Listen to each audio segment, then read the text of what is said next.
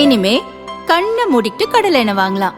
ஏன்னா மந்த்ரா கடலை எண்ணெய் இதயத்தின் தயாரிப்பு. வறுக்க பொரிக்க ஏன் எல்லா சமையலுக்கும் மந்த்ரா தான். மந்த்ரா கடலை எண்ணெய், அபார ருசி, ஆரோக்கியமான உடல் நலம். 2016 முதல் கடந்த 10 ஆண்டுகளாக வெளிநாட்டிலிருந்து வரும் இந்தியர்கள் 50,000 ரூபாய் மதிப்பிலான பொருட்களை மட்டுமே வரி ஏதுமின்றி கொண்டு வர முடிந்தது. தற்போது நிலவும் பணவீக்கம், சர்வதேச சந்தையில் பொருட்களின் விலை உயர்வு மற்றும் வாங்கும் திறன் அதிகரிப்பு ஆகியவற்றை கருத்தில் கொண்டு இதில் மாற்றம் செய்யப்பட்டுள்ளது. வெளிநாடுகளிலிருந்து இந்தியா வரும் பயணிகள் கொண்டு வரும் பொருட்களுக்கான வரி சலுகை வரம்பை மத்திய அரசு உயர்த்தியுள்ளது. பிப்ரவரி 2 முதல் பேக்கேஜ் விதிகள் 2026 அமலுக்கு வந்துள்ளது.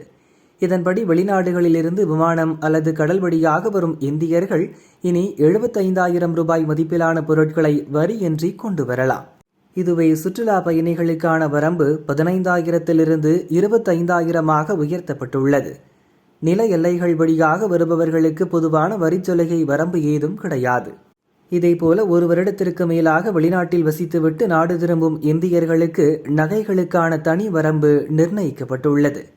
2026 விதிகளின்படி தங்கத்தின் மதிப்பு வரம்பு நீக்கப்பட்டு எடையின் அடிப்படையில் மட்டுமே சலுகை வழங்கப்படுகிறது. பெண் பயணிகள் 40 கிராம் வரையிலான தங்க நகைகளை வரியின்றி கொண்டு வரலாம். ஆண் பயணிகள் 20 கிராம் வரையிலான தங்க நகைகளை வரியின்றி கொண்டு வரலாம். இது ஆபரண தங்கத்திற்கு மட்டுமே பொருந்தும். தங்க கட்டிகள் அல்லது நாணயங்களுக்கு பொருந்தாது.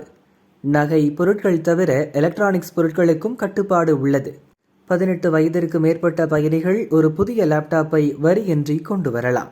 2026 மத்திய பட்ஜெட்டில் தனிநபர் பயன்பாட்டிற்காக இறக்குமதி செய்யப்படும் பொருட்களுக்கான அடிப்படை சுங்கவரி 20% 10% குறைக்கப்பட்டுள்ளது. இது அமெரிக்காவிலிருந்து ஐபோன் போன்ற எலக்ட்ரானிக் பொருட்களை வாங்கி வருவோருக்கு பெரும் லாபமாக அமையும். இதேபோல 2 லிட்டர் மதுபானம், 100 சிகரெட்டுகள் அல்லது 125 கிராம் புகையிலை ஆகியவற்றுக்கு மேல் கொண்டு வந்தால் வரி செலுத்த வேண்டும். துப்பாக்கிகள் மற்றும் LCD டிவிகளுக்கு இந்த வரி விலக்கு பொருந்தாது.